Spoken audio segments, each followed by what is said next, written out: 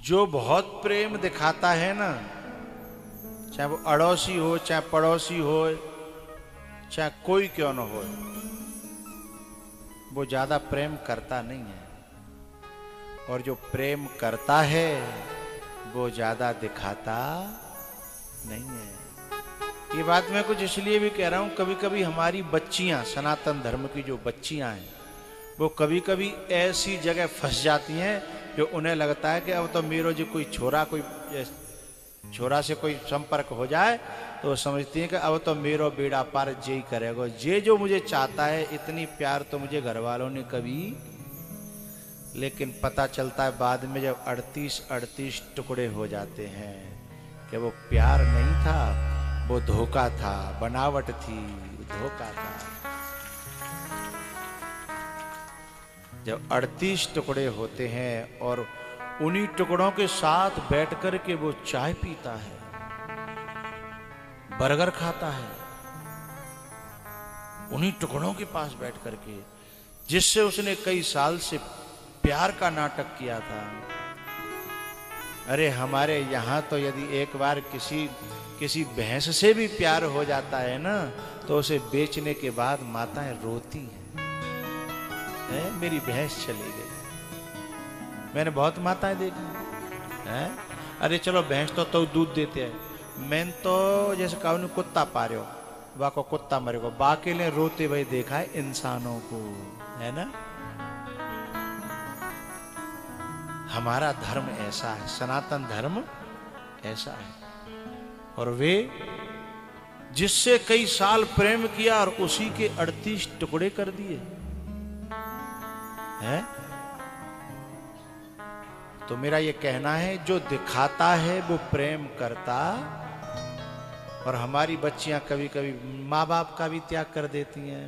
बोले माँ, मेरी मम्मी ने तो कभी इतना प्यार किया ही नहीं, मेरे बाप ने तो कभी मुझे पूछा ही नहीं। अरे जो असली प्यार होता है उसमें दिखावा नहीं होता, और जिसमें दिखावा होता है वो असली प्यार नहीं होता।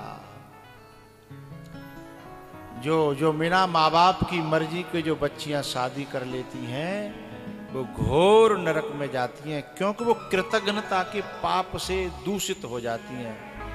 कृतज्ञता का पाप कहते हैं एहसान फरामोश।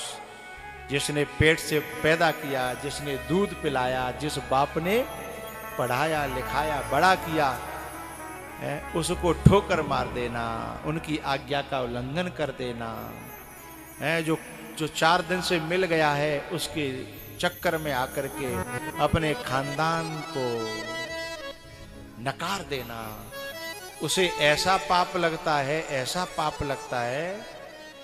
अरे कोई आदमी हमें पानी पिला दे, उसका भी एहसान नहीं भूलना चाहिए हमको, तो है पानी पिला देता है उसका एहसान नहीं भूलते। और जिसने हमें, और जो बाप बेचारा मेहनत मजदूरी करके फटी फतूरी पहन के, फटी पनैया पहन के पैसा जो रो काय के ले कि मेरी छोरी का वो अच्छे घर में, मैं भले ही गरीब बने रहूं पर छोरी अच्छे घर में पहुंच जाए।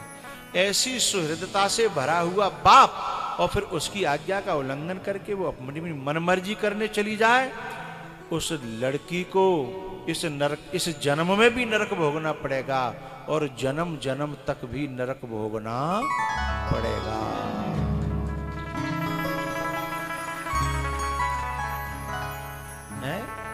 जिन्होंने अपनी बेटी को कैसी आत्मा उसमें रख देते अपनी बेटी में, है ना, और फिर वो ऐसी क्या कहूंगा उसे गद्दारी करे।